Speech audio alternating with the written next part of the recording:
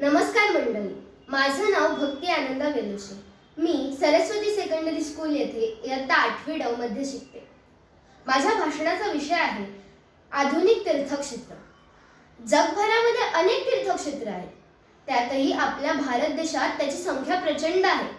प्रत्येक धर्माची तीर्थक्षेत्र आणि त्यातही विशेष म्हणजे आपल्या हिंदूंची तीर्थक्षेत्र.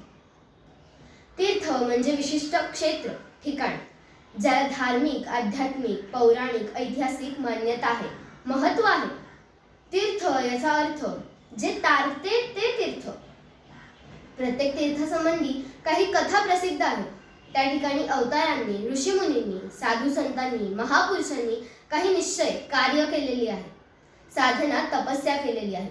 त्यामुळे त्या ठिकाणी भेट देताना आपल्याला त्याचा गौरव लक्षात येतो आणि भावजागृती होते. तीर्थक्षेत्रांना भेट देण्याची परंपरा अत्यंत प्राचीन आहे. तीर्थक्षेत्र आपली सांस्कृतिक आणि धार्मिक संपत्ती आहे. पण आजकालची तीर्थक्षेत्र पारंपरिक तीर्थक्षेत्रांपेक्षा काहीतरी वेगळी आहेत. त्यांनी स्वतःला बदलत्या काळानुसार बदलवून घेतलं आहे. आधुनिक तीर्थक्षेत्र ही पर्यटनाचा प्रमुख केंद्रबिंदू बनली आहे. तिथे तीर्थस्थळांबरोबरच पर्यटकांना आकर्षित करणाऱ्या अनेक सोयीसुविधा उपलब्ध आहेत. हॉटेल्स, रेस्टॉरंट्स, शॉपिंग मॉल्स इत्यादींची सोय असते. त्यामुळे तीर्थक्षेत्र आर्थिकरित्या सक्षम बनतात.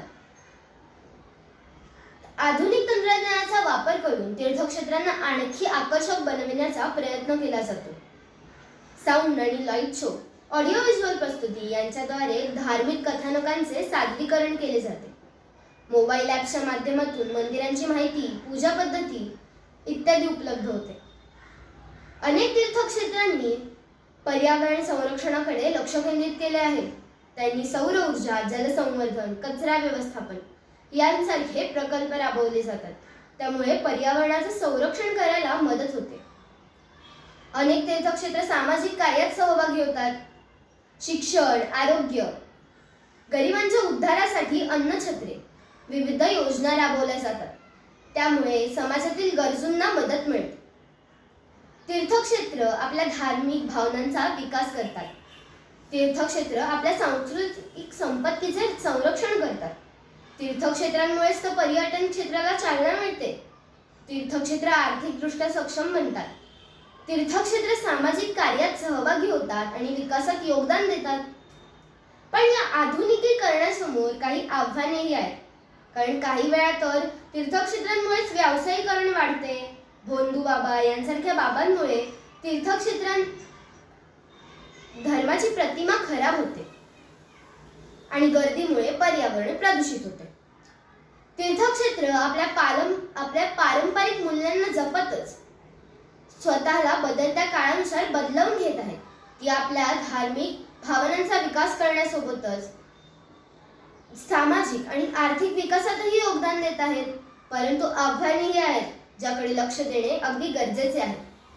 आधुनिक तीर्थक्षेत्राचे एक उदाहरण म्हणून आपण तिरुपती बालाजी या स्थळाकडे आपल्याला पाहता येईल. तिरुपती बालाजी या स्थळाकडे पाहता येईल. त्यांनी आधुनिक तंत्रज्ञानाचा वापर करून या आव्हानावर मात करण्याचा प्रयत्न केला आहे. तिथे राहण्यासाठी, दर्शनासाठी ऑनलाईन बुकिंग करता येते आणि गर्दी टाळता येते व संभाव्य प्रदूषण सुद्धा. मिळणाऱ्या दानातून त्यांनी विविध योजना राबवल्या आहेत, जसे हॉस्पिटल्स, गरिबांसाठी घरे, दिव्यांगांसाठी शाळा, तसेच त्यांनी जल आणि वृक्ष संगोपनासाठी सुद्धा प्रकल्प राबवलेले आहेत. तिरुपती बालाजीप्रमाणे भारतात अनेक तीर्थस्थळं आहेत ज्यांनी आधुनिक तंत्रज्ञानाचा वापर करून सुधारणा केल्या आहेत. तीर्थक्षेत्रांचं महत्त्व लक्षात घेऊन आपल्याला त्या ठिकाणी एकदा तरी भेट द्यायला हवी. पण आपल्या संतांनी सांगितल्याप्रमाणे त्याचा भावही लक्षात घ्यावा. तीर्थी धोंडा पाणी देव रोकडा सज्जनी. जगभरात पसरलेली स्थावर तीर्थ आहेत, पण आपल्या अवतीभोवती असणारी जंगम तीर्थ म्हणजे आपले आई वडील, गुरु यांना दररोज नमस्कार करायला हवा. पृथ्वी प्रदक्षिणेच्या ऐवजी गणपतीने आपल्या माता पित्यांना प्रदक्षिणा घातली. आई वडिलांची सेवा करणाऱ्या पुंडलिकाला प्रत्यक्ष भगवान द्वारकाधीश भेटायला आले. त्यामुळे पंढरपूरला भेट देताना ही गोष्ट नेहमी लक्षात ठेवावी. गंगेला या पृथ्वी तलावाचे सगळ्यात पवित्र स्थान मानले जाते. परंतु त्यातही आपले संत सांगतात, मन चंगा तो कटोतीने गंगा. म्हणजे सगळ्या साधनांचे फळ म्हणजे मनाला निर्मळ करणे. गंगेप्रमाणेच आपल्या आजूबाजूच्या नद्यांना, जलाशयांना पवित्र मानले आहे. म्हणूनच त्यांचे महत्त्व लक्षात घेऊन आपल्याला नद्यांचे प्रदूषण रोखायला हवे. त्यांना भौतिकरित्या सुद्धा स्वच्छ आणि पवित्र बनवायला हवे.